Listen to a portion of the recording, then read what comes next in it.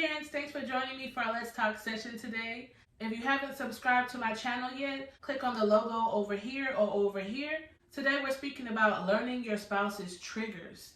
Oh my gosh, I'm so excited about jumping into this topic because I've learned so much dealing with this issue myself, right? And then let me remind you, before I go any further, if you hear any noise in the background, it's my kids. I have 4 children that are virtual students and I work from home. So sometimes you're gonna hear a little noise in the background, but that's all right. We're just gonna keep on going. So today we're speaking about learning your spouse's triggers. Why? Why is that so important to know their triggers? It's important for you to know their triggers, and it's also important for them to know your triggers. But the reason why you want to know their triggers is because you want to take the initiative. If you see an issue within your marriage, right, within the communication that you all are having, you want to be able to take the initiative to say, you know what, I'm not going to just sit back and see a problem between me and my spouse and not work on it and not do anything to fix it, right? I'm not going to do that. I'm going to be proactive and I'm going to make the sacrifices that I need to make in order to begin bringing about this change that I want to see. So for instance, you want to make sure that you're careful of your approach before you start to have this conversation with your spouse, because everyone's spouse is not the same, right? Whether you have a husband or a wife, you want to make sure that you're mindful of the relationship that you have with them already, right? If you have a strained relationship with them, or if you have a relationship with them that is not very friendly, right? You may not argue and fight with them, but you just really don't have that friendly kind of relationship with them. Then you want to make sure that you're mindful of that as well, because your approaches will have to change sometimes. And I have provided some worksheets below in the description box. Just go ahead and drop your email for me in the link below, and then you'll be able to get access to those exercise worksheets that will help you within the conversations that you're going to be having, right, with your spouses. These worksheets are so helpful, right? And you want to have them. You need to have them on your journey, right, of learning how to build back that relationship that you want with your spouse, or that healthy communication between you and your spouse. So again, you want to be careful with the approach that you have with your spouse, right? You don't want to just sit down with your spouse and tell them, I don't like when you say this, and I don't like when you mention that. You know, that really gets me upset. That's a little too straightforward. Some people can't deal with that. That may be what you want to say, but that may not be the way that you need to go about it, right? So that's why those worksheets are really going to help you out. But one thing I would suggest is you opening up to your spouse and letting them know, right, once you have some time alone with one another, or maybe you can even set up a date with them to where you all can have some quiet time to talk, and let them know, hey, I have some things I want to share with you, some things that are on my heart that I want to share with you and that I want us to talk about. Can we go out, or can we go to lunch, or wherever, or go for a walk, or whatever it is, right? And let them prepare themselves because they may not know what they're getting into, right? Let them set aside time within their day or their week or within the month to be able to spend this time with you so you all can talk. But initially, I would tell you that it probably wouldn't be good if you just start off sharing your emotions and your mindset about the frustration of not having a healthy relationship with your spouse, maybe not having that effective communication between you and them. So you don't want to just sit down and just give them all that. You don't want to just sit down and just pour out all of your frustration on them about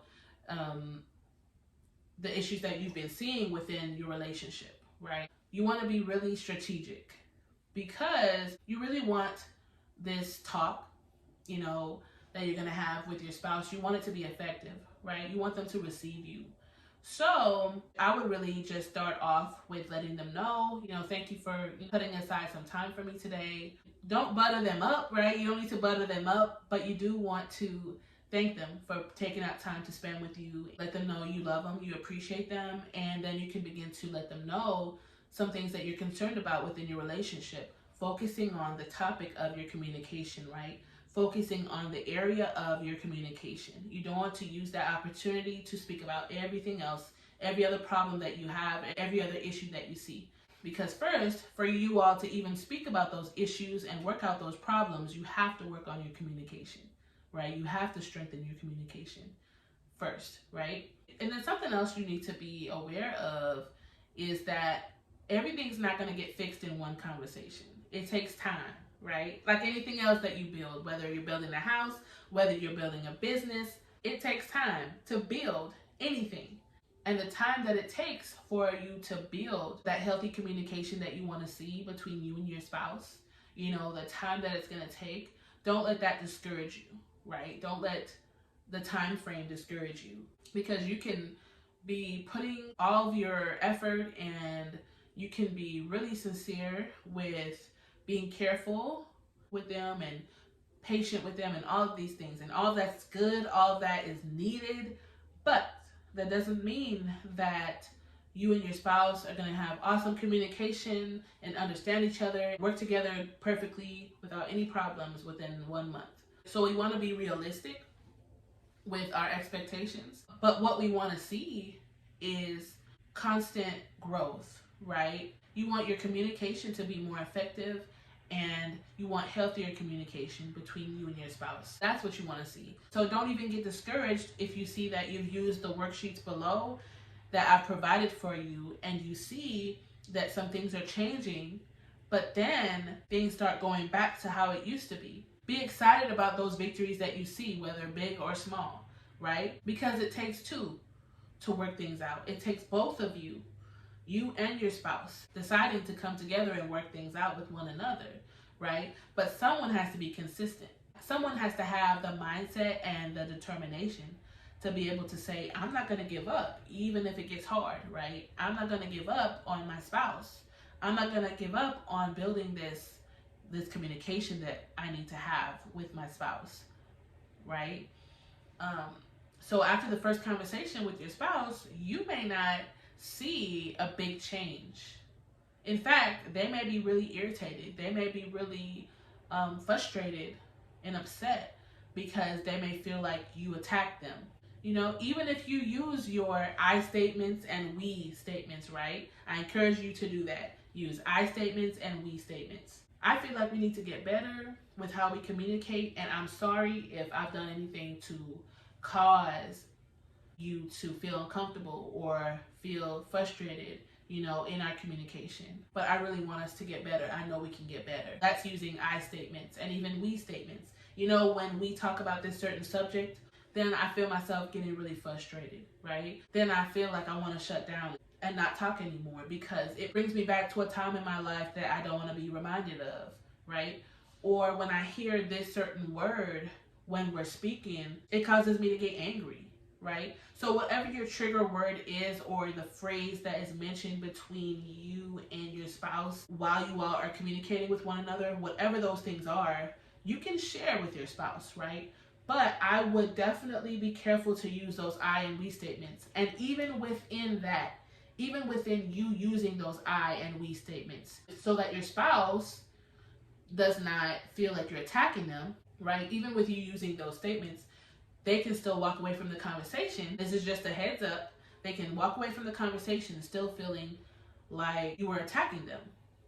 But it's not because you were necessarily attacking them. A lot of times it can be because they're beginning to see that they may have a lot of responsibility in the fact that you all's relationship is the way that it is, in the fact that you all's communication is unhealthy, right? So they can be feeling bad about that. But I will tell you, it is definitely a road of self-denial that you have to embark on, right? You have to choose to deny yourself, because when you are trying to build communication, healthy communication with your spouse, it's not easy, right?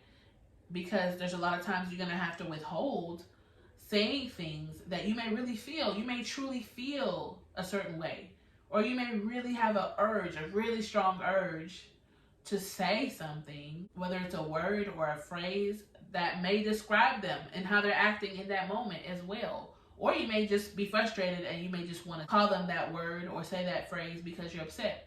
You're going to have to deny yourself. And when I say that, I mean you can't just give over to that emotion of you saying that word or saying that phrase that you know is going to upset your spouse, that you know is going to set them off, right? That you can tell every time you say that phrase or you mention that thing or you say that word, your spouse gets frustrated, they get angry, or they snap at you, or they have this look in their eyes. They may not even say anything, just the look in their eyes, lets you know, oh, you did it, right? You did it now. But when you're sincere in desiring to rebuild that communication with your spouse that you've lost, or build a healthy relationship with your spouse that you want, you have to set your mind up a certain way, right? You have to change your mindset, right? You have to reset it.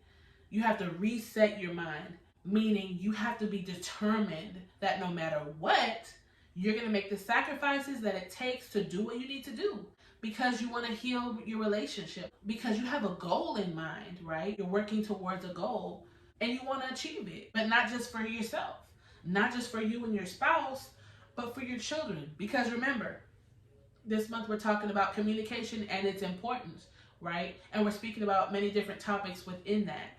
But one thing I was mentioning to you, especially in the previous video before this one, I was speaking about how we affect the atmosphere in our home.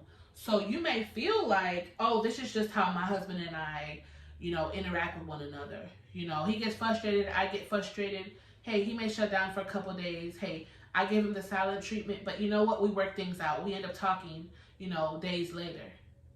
But first of all, talking to each other days later, because you have to communicate at some point about what you're going to eat for dinner, what bills are getting paid, whatever it might be, right? That's not working things out. And you're not thinking. You're not realizing that or considering that your children are being affected. They're seeing the friction between mommy and daddy. Even if you all are both shutting down on each other and not speaking, you can think, oh, there's peace in my home. Well, no, that doesn't mean there's peace in your home because no one's speaking to each other, right? Because your kids are seeing that you all aren't speaking to one another. And if you do speak to one another, it's very short or brief, or it's full of frustration, right? Your tones that you have with one another is maybe short or sharp, right? So kids, they're not dumb. They see it. They are not dumb at all, right? They see everything. Literally. They are watching you. They're observing you and everything you do. So our attitude about the relationship that we have with our spouses, the communication we have with our spouses, it has to change, right? We have to change our mindset, right? And understand that it's not about us, right? It's also about the atmosphere that we want to create and we need to create within our home. Because at the end of the day, our children deserve to come home to a healthy environment, right? An emotionally healthy environment, a spiritually healthy environment, a mentally healthy environment, right? A calm and peaceful environment. And guess what?